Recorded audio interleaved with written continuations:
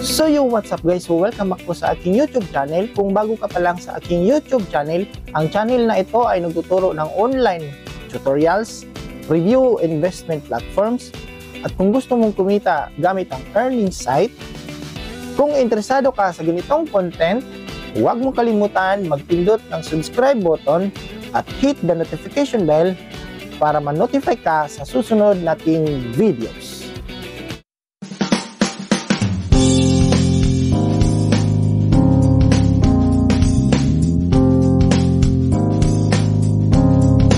Disclaimer: this channel does not promote or encourage any illegal activities. All contents provided by this channel is meant for educational purposes. So what's up guys? So welcome back po sa panibago nating videos, and for today's video guys, sa mga naghahanap dyan ng mauutangan, so pwede po itong credit card at saka pwedeng cash loan. So napakaganda nito guys. So sa mga naghahanap dyan, so nire-recommend ko sa inyo itong si Atomy PH. So maganda po ito guys kasi napaka-easy lang po dito mag-verified. So dito is nagre-request tayo ng loan. So yung first cash loan nila is 20,000 pesos. So kailangan unang-una magpa-approve muna kayo sa credit card. So yung ID na gagamitin natin dito is kahit anong valid ID, passport, national ID, driver's license, so pwede. So ang kagandahan dito guys is pwede pong magbayad ng 6 months or 3 months. So depende po sa inyo kung ilang buwan yung gusto nyong babayaran. So marami po ditong bank na available kung saan nyo gustong i-cash out yung pera na i-request nyo dito kay Atomy. So, sa baba, i-click nyo lang yung request loan and matatanggap natin is 19,800. So, meron po silang processing fee na 200 pesos. So, pinili ko po yung ano natin dito is Cebuana Lulier. So, meron po akong Cebuana 24K cards na bank account. So, dun ko po pinadala o ni-request yung cash loan natin. So, 20,000 is magiging 19,800 po siya papasok. So, hintayin lang po natin ng ilang minuto. Papasok po yung pera natin dun sa Cebuana. Ayun, so may nakalagay na disbursement successful.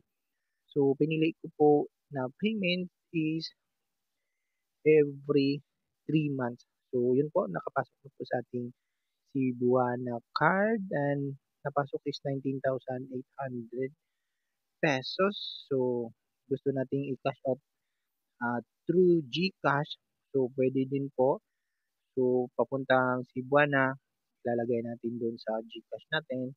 And meron po siyang processing fee na 15 pesos lamang. So, hindi ka nalugi yan. So, dito po, ayun.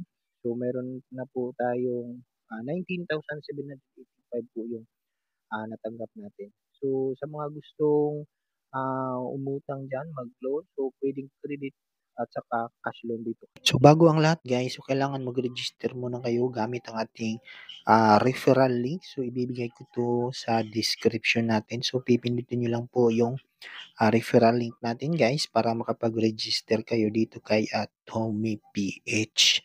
So, yun po guys. And ilalagay nyo lang po dito yung phone number nyo. Nagsisimula sa counter code na +63, diretso na po sa 9. For example, 1, 2, 3, 4, 5, 6, 7, 8, 9, 10. So, pipindutin nyo lang po yung register now pagkatapos nyo po maglagay ng number. So, ganun lang po kadali dito guys mag-register kay Atomy PH, Atomy Card. So, free lang po ang pag-register natin dito kay Atomy. So, kailangan active po yung phone number natin para makapag-receive ng OTP. So, ilang araw at ito ilalabas na congratulations, your virtual card is ready to use. So, pag ganun guys, is na-approve na po tayo ni Atomy.